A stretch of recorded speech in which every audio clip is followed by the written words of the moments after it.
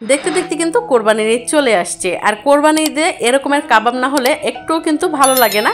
আর যেহেতু পর্যাপ্ত পরিমাণে মাংস থাকে একবারে হিসাবের বাহিরে, তাহলে কিন্তু আপনারাও তৈরি করে নিতে পারবেন এতটা মজার কিমা কাবাব।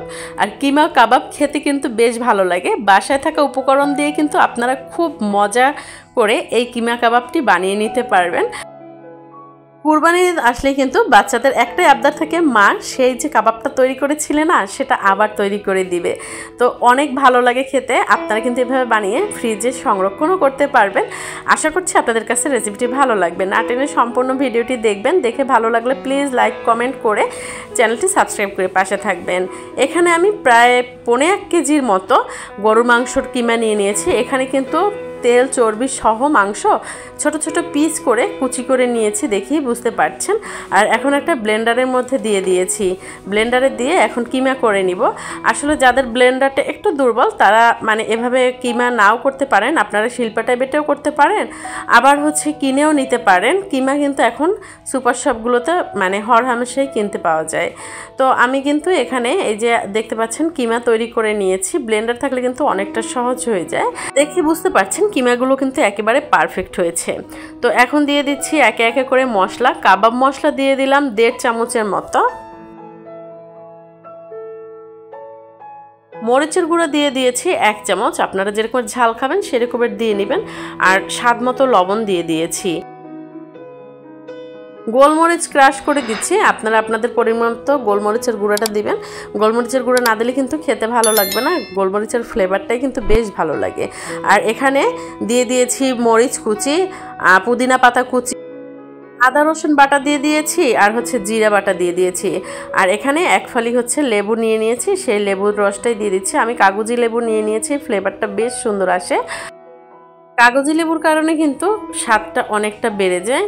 আর এখানে দিয়ে দিচ্ছি পেঁয়াজ কুচি 1/2 কাপ পরিমাণে। বেসন দিয়ে দিচ্ছি 3 টেবিল চামচ। আপনারা আপনাদের পরিমাণ মতো দিয়ে নেবেন। আর এখানে একটা ডিম দিয়ে দিচ্ছি বাইন্ডিংয়ের জন্য। ডিমটা কিন্তু দিতেই হবে, তা নাহলে কিন্তু বাইন্ডিংটা বেশ সুন্দর আসবে না। আর ভাজতে গেলে কিন্তু ছেড়ে ছেড়ে দিবে। কাবাবের যে সুন্দর একটা শেপ সেটা কিন্তু মোটেও থাকবে না।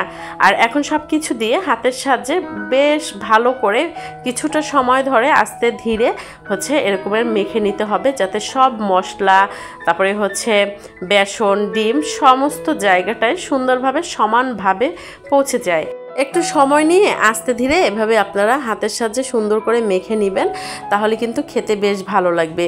তো এভাবে মাখতে মাখতে যখন মনে হবে যে আপনার কাছে বেসনটা আরও একটু প্রয়োজন, তখন অল্প অল্প করে এভাবে বেসন দিয়ে নেবেন। একবারে দিবেন না, তাহলে বেশি হয়ে যেতে পারে। আর দিয়ে দিচ্ছি আরও কিছু পরিমাণে পেঁয়াজ আর কাঁচামরিচ। আপনারা ঝালটা আপনাদের স্বাদ মতো কমিয়ে বাড়িয়ে নেবেন। আর পেঁয়াজের পরিমাণটা পারফেক্ট হলে কিন্তু খেতেও ভালো লাগবে। আর এখন বোঝা যাচ্ছে কিন্তু যে কিমাটা একেবারে পারফেক্ট রেডি হয়ে গেছে। তো আমি প্রায় 10 থেকে 15 মিনিটের মতো এভাবে আস্তে আস্তে করে হাতের সাহায্যে মেখে নিয়েছি। আর এখানে কিন্তু আমার কিমা শেপ দেওয়ার মতো একবারে সুন্দরভাবে তৈরি হয়ে গেছে। দেখে বুঝতে পারছেন একটু ফেটে যাচ্ছে না, কিন্তু সুন্দরভাবেই হচ্ছে। আপনারা এভাবে একটু সময় নিয়ে আস্তে ধীরে কাবাবগুলো তৈরি করবেন। একেবারে কিন্তু খুবই সহজ একটা রেসিপি, আপনারা খুব সহজে বাসায় তৈরি করে ফেলতে পারবেন। আর কোরবানির ঈদে তো কথাই নেই, যেহেতু বাসায় অনেক গেস্ট থাকে, আপনারা কিন্তু এভাবে বানিয়ে তাদের সামনে দিতে পারবেন খুব সহজে। আমি কাবাবগুলো বানিয়ে নিয়েছি কথা বলতে বলতে। আর এদিকে ফ্রাই প্যানের মধ্যে তেল দিয়ে দিচ্ছি ভাজার জন্য।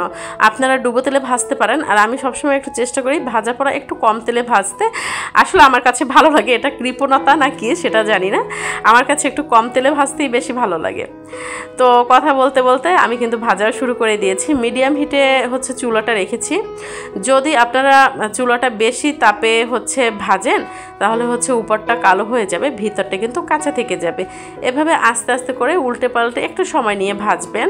আর কালারটা দেখে বুঝতে পারছেন কতটা সুন্দর। কিমা কাবাবগুলো যেরকমের কালারফুল সেরকমের কিন্তু ফ্লেভারফুল, সেরকমের মজা খেতে। আর এই ঈদে মেহমানদের জন্য কিন্তু এই সহজ কিমা কাবাবের রেসিপিটা না রাখলে কিন্তু মিস করবেন। যাকে খাওয়াবেন সে কিন্তু প্রচুর প্রশংসা করবে, আপনি বানিয়েও সফল হয়ে যাবেন প্রশংসা শুনে। এতটা মজা লাগে খেতে, আর দেখতেও যেরকমের সুন্দর সেরকমের খেতে কিন্তু অসম্ভব মজা। পোলাওয়ের সাথে কিন্তু বেশ ভালো লাগে খেতে। তো আমার সব কাবাব বানানো শেষ। কেমন লেগেছে অবশ্যই কমেন্টস করে জানাবেন। ভালো লাগলে শেয়ার করে টাইমলাইনে রেখে দিতে পারেন। আল্লাহ হাফেজ।